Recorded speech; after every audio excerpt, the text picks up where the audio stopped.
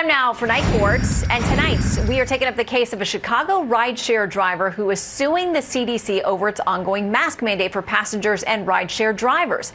Justin Mawakizi says the order infringes on his constitutional and religious freedoms because it's against his Christian beliefs to refuse service to someone in need, and he's not allowed to pick up people who aren't wearing masks. All right, Night Court in session. Let's bring in attorneys Robert Patillo and Brian Claypool. All right, we're going to start off with Exhibit A. This is the plaintiff.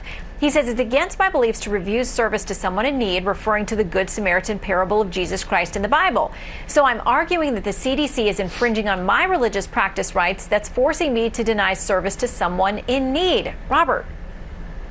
That's one of the dumbest arguments I think you're going to hear in court, because you can just buy a pack of masks and hand them to people and there will be no infringement. This is a complete slap in the face to people who are actually facing religious discrimination, and this is, for lack of a better word, some male Karen activity. This is somebody who wants to run to court, be litigious, cannot even find a lawyer that will represent him in the case on a completely frivolous accusation, which does nothing but drive up litigation costs and impede upon the court's ability to move actual cases. This will be dismissed out of hand. All right, so that takes us to Exhibit B, which is the CDC order that this guy is challenging. It says all passengers on public conveyances, airplanes, ships, various trains, subways, buses, taxis, and ride shares traveling into, within, or out of the United States, regardless of their vaccination status, are required to wear a mask over their nose and mouth. Brian, that's the order as it stands right now. Yeah, but Shannon, you know what? We just celebrated the 4th of July, right? Aren't we celebrating freedom in the United States? I heard that fireworks display at the CDC fizzled big time. Look, you can't have a federal mask mandate, Shannon, unless you have tangible evidence that there is some risk of harm to the public. For example, somebody getting into an Uber car. Where are the statistics that COVID rates or the Delta variant rates are up in the Chicago area? It's a violation of due process rights to unilaterally issue this federal mask mandate. And one other point, the federal case law out there says that when the government has such a far-reaching measure, they have to first try less intrusive measures. For example, if somebody shows a vaccination card, let them ride the Uber. If they have a 48-hour negative test of COVID, let them ride in the Uber. So I think there are less strict measures that could be used here that don't violate his constitutional rights.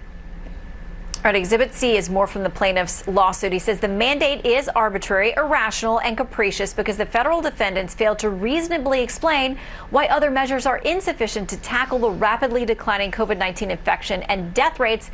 Robert, that gets to Brian's point. That also doesn't make any sense at all, because look, people can photocopy and print off a vaccination card or a negative COVID test. The best way to ensure that everyone is, including the drivers who want to go home to their families tonight, including other passengers who don't want to be reinfected, because we have seen individuals who have been reinfected with COVID even after vaccination. If we know the science says that the masks work, then why on earth would we want to put all these other steps in place? And think about it from a civil liability perspective. If somebody catches COVID from an Uber driver and then dies from that, the family will be able to sue Uber out of business.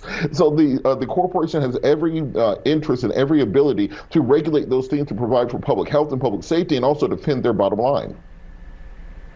So Exhibit D comes from a few months ago. This is from a reverend who says a lot of people are making claims about religious liberty, and this isn't specifically about this case, but the reverend says all these Christians ran about their religious liberty being attacked. You'd think you survived real religious oppression. If you can't handle wearing a mask, you'd deny Christ at the first mention of lions. Brian, they don't think that this is legit, not this one in particular, but a lot of the claims out there based on religious liberty aren't legit. People use it as an excuse. Maybe that's why the guy just doesn't want to wear a mask.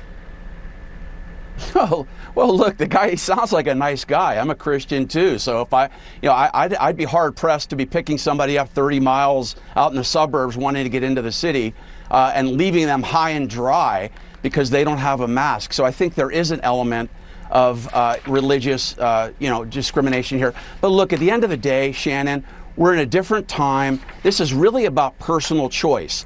The driver can make a personal choice to let somebody come in or not in the Uber car, and the passenger can make a personal choice. Do I want to get in that car or not, with or without a mask? I think that's where we're at right now. Yeah, and I think it's one of the only places, other than an airplane, that I'm wearing a mask these days. It's required for those ride shares, and so until that changes, we got to comply if you want to ride. Robert and Brian, thank you both very much. Thanks, Shannon. You bet. Thanks, Shannon.